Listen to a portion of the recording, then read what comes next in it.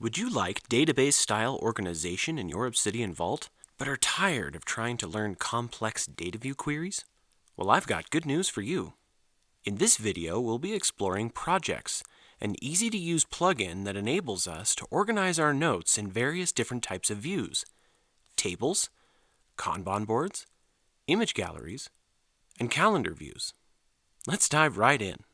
The first thing we need to do is install the plugin. So let's go over to Settings, click on the gear icon in the bottom left, and we're going to go to Community Plugins, go to Browse, we're going to search for Projects. That's this first one that's popped up here. Hit Install, enable it, and then we're going to go take a look at the various options that it gives us. First off, you can limit the number of notes that the project pulls in. The default is 1,000 notes. The reason why this limit exists is because it can really slow things down if you're allowing just thousands and thousands of notes to be pulled into the project. The link behavior setting allows us to be able to control what happens when you click on an item in one of the views.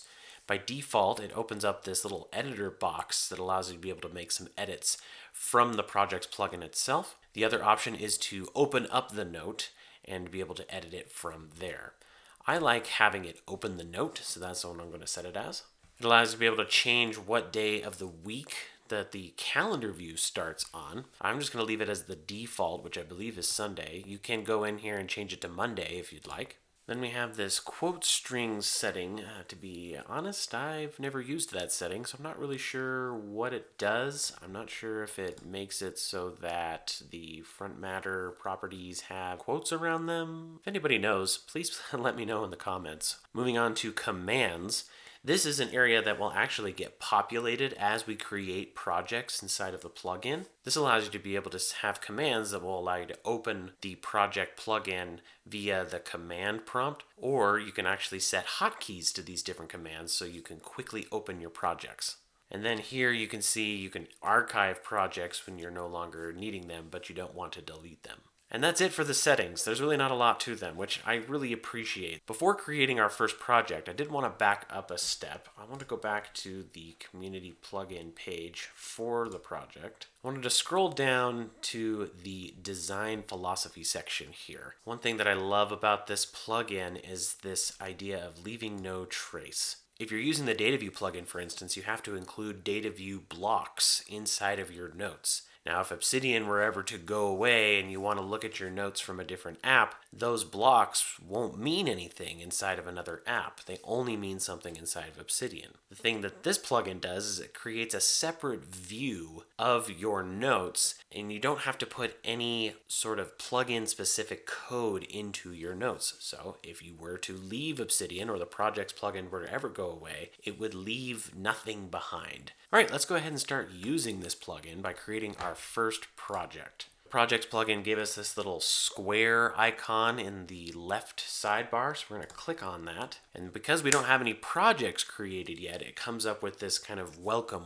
window. I'm going to go ahead and click this Create New Project button, and I'm going to call this Projects. We're going to set this as the default project, so whenever we open the Projects plugin, this is the default one that it will open with. We have 3 different options for our source.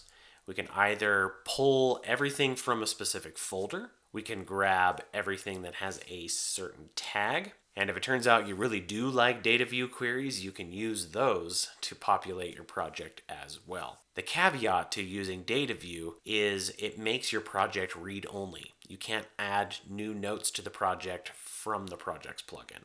So that's something to keep in mind. I'm going to pick tag, and then I am going to say project for the tag.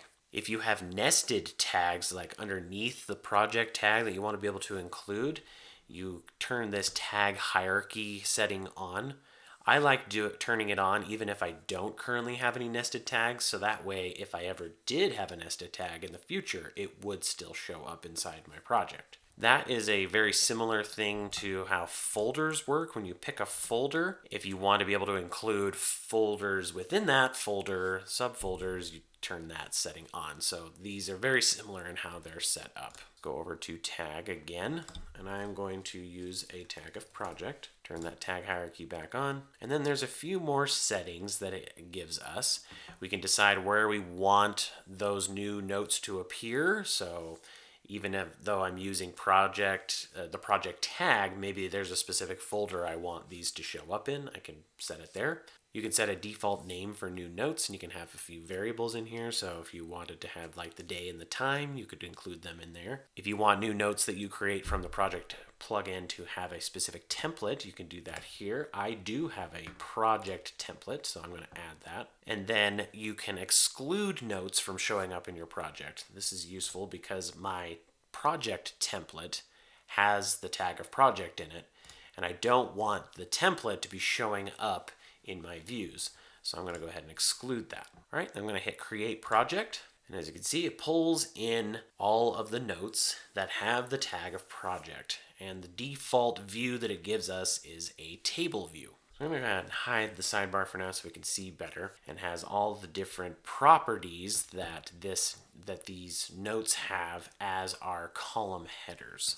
One thing we can do is we can resize the columns, we can configure this field, we can say what type it is. Oh, changing type isn't supported yet. This allows you to be able to create options. So if there's like set things that you want to be able to put inside this field, you can do that here. Let's actually go back over to this area one.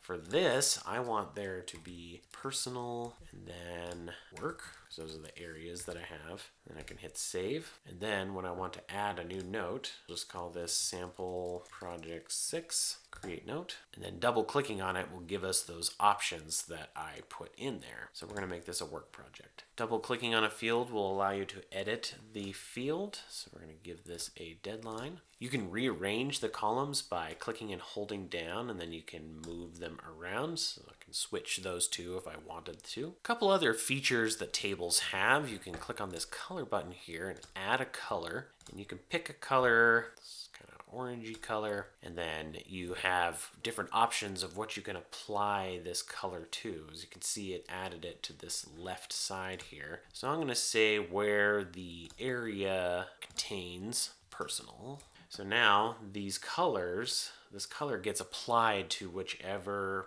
one of these projects has personal as its area. This is kind of like a filtering kind of idea. You can add, I'm going to add another color, and we'll add that where area contains work.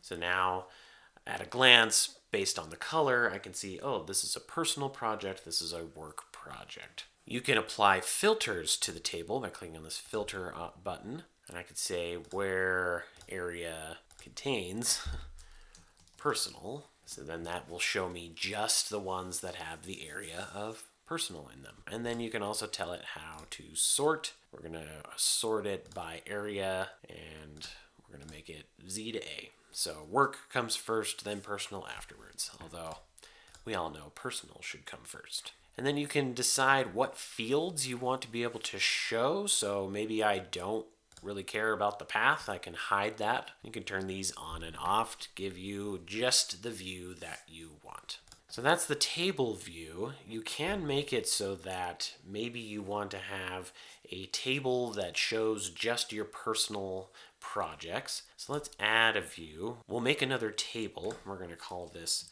personal, and this is, we want it in the projects project. And then here I'm going to filter where area contains personal.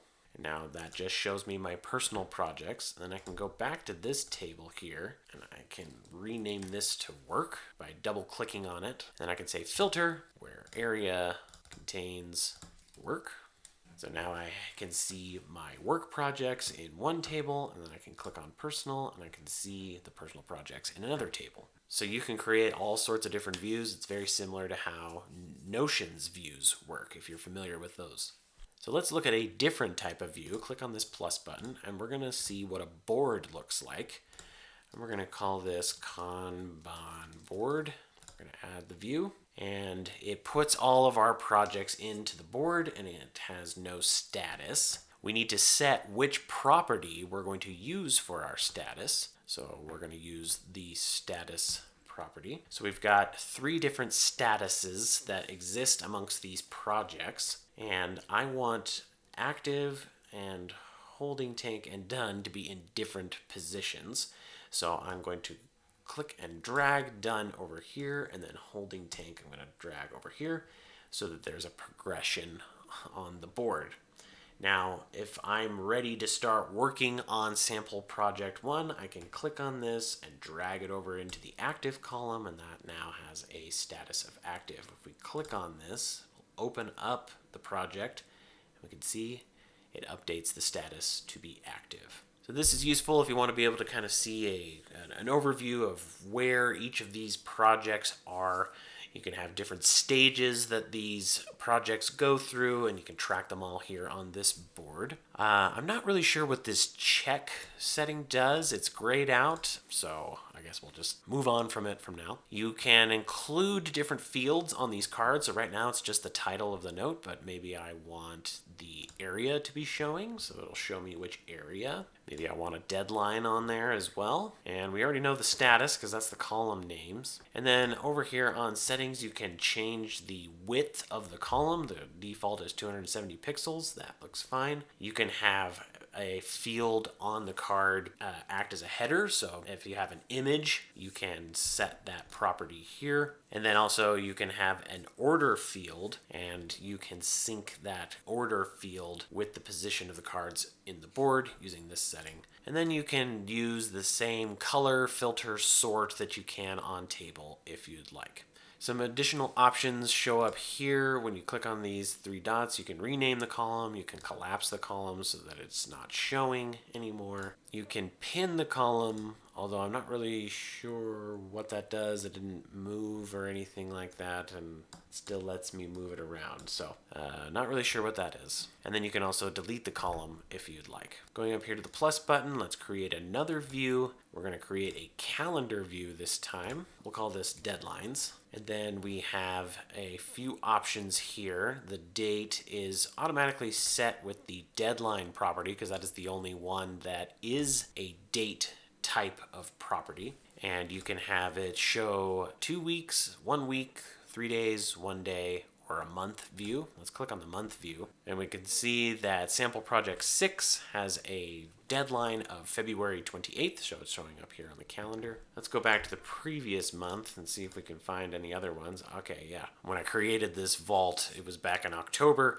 so all of these sample projects have deadlines showing up in like the October-November range. But you can see where projects are due on the calendar here. You can apply colors, filters, and sorting just like you can on the other views as well. So let's go ahead and take a look at the last view, and that's a gallery. Call it gallery. This is if you have images that you would like to see displayed in a gallery. I don't have any images assigned in this particular vault, but if we go over to another one of my vaults, I have this gallery made up of all of the different sketch notes that I have made. Clicking on one of these, I can show you what the properties look like. In this vault, I have them in the sidebar. I have an image field that has this path to this image that you're seeing here, and a tag of sketchnote. That's how I'm grabbing all of these. So let's go back to the projects view, and the cover setting is using that image field as the cover of these cards. And then you can either have the image fit inside of the box, or you can have it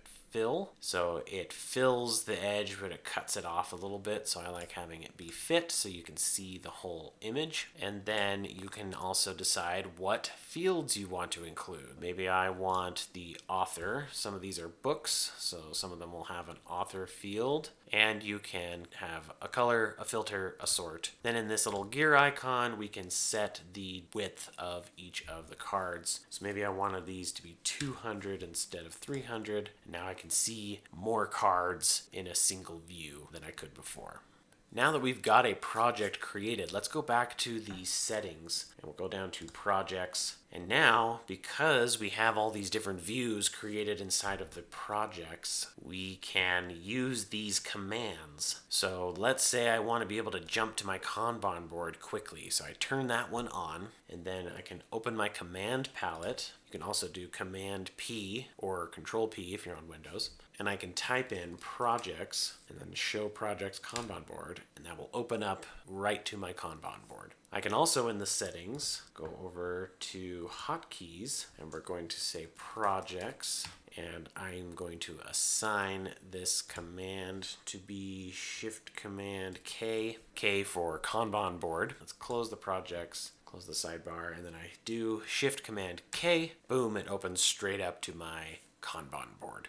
I love how easy this plugin is to get into and start using. It really doesn't take too much configuration time, and it allows you to be able to see your notes in all these different views and contexts. I have personally found this plugin to be very useful, very helpful, and I hope it does the same for you. Let me know in the comments if you decide to give it a try, and let me know how you're using it, how it's benefiting you and your vault. I'd love to hear about it. Thank you so much for watching. If you're interested in more videos about project management inside of Obsidian, you can check out my project management playlist.